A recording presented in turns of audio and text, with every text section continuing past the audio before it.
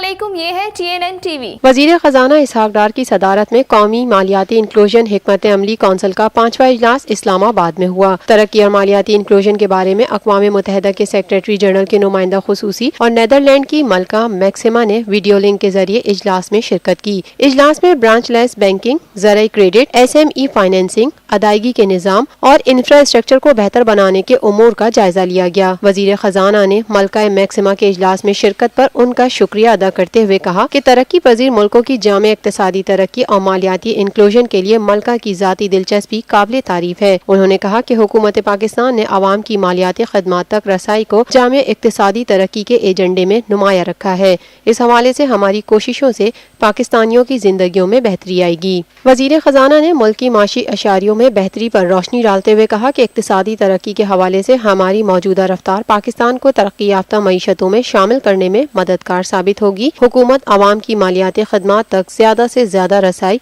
और खुशहाली के लिए जामे इक्तिसादी तरक्की के एजेंडे को जारी रखेगी। नीदरलैंड की मलका मैक्सिमा ने आवाम के मालियाती खदमात तक रसाई के हवाले से हुकूमत पाकिस्तान के इक़दामात को सराहा और आसान मोबाइल अकाउंट स्कीम और मालियाती खदमात तक रसाई की दूसरी स्कीमों पर इत्मीनान का इजहार किया। उन्होंने पाकिस्तान में मालियाती इंक्लूजन की तरक्की के लिए कोशिशों को सराहते हुए ख़वातीन को मालियाती खदमात तक ज्यादा रसाई देने पर जोर दिया। देखते रहिए ताज़ा तरीन खबरें और exclusive reports. Lotus Lake Towers, a groundbreaking endeavor by Lotus Properties.